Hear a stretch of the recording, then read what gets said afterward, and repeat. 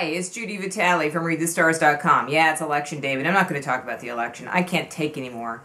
I have personal opinions of it, and I really don't think that I have any right influencing anybody about the way that they think about who they should vote for. I will say this, because this is the topic of this video.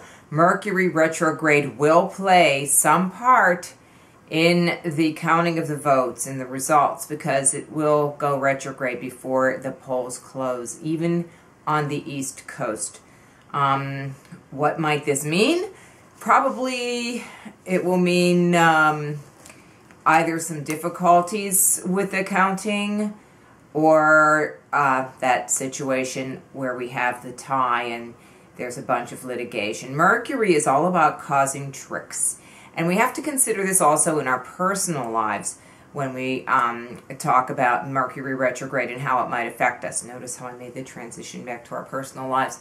Okay, so I have written some daily horoscopes about what Mercury retrograde might mean to you. You can check those out on ReadTheStars.com. I've also done an article for Tarot.com about how the Mercury retrograde may affect you.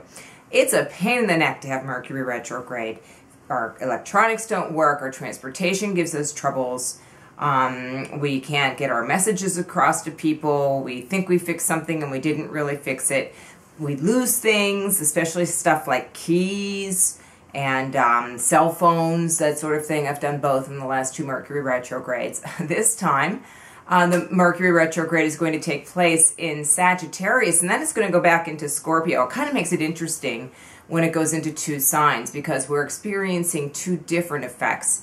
Before I go any further, I want to add that there are also things that we learn from Mercury retrograde. So it gives us an opportunity to go back into some part of our lives and understand a little bit better how we can handle situations that we perhaps have brushed over before.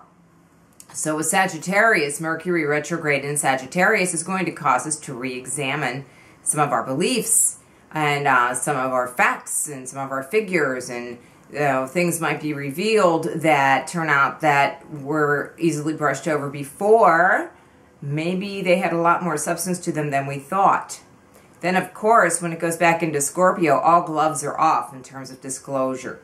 Because Scorpio is the sign that is always going down deeply and taking everything until we're sure that it's dead before things can be regenerated, I think that we will be discovering a lot of truths about ourselves and about the world around us during the time of this Mercury retrograde. If you are traveling for Thanksgiving, I hope that you have already made your plans. I've placed some warnings on the website, and I'm sure that you've heard elsewhere that Mercury will be retrograde during the Thanksgiving period. The direct moment when it comes back into direct motion will be on November the 27th. Okay, so at that point it will be at 18 degrees of Scorpio. If you have anything at that degree in your chart, you will want to take special note of what happens to you on that day. Something may become clarified.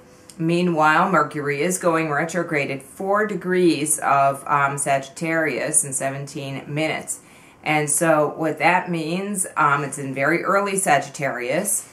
And it may also affect you, by the way, if you have anything at 26 degrees of the cardinal signs, such as Cancer, Capricorn, Libra, and Aries, or if, of course, you have anything in the early part of the signs of Gemini, Pisces, or Virgo, because these all are affected symmetrically by the Mercury retrograde period.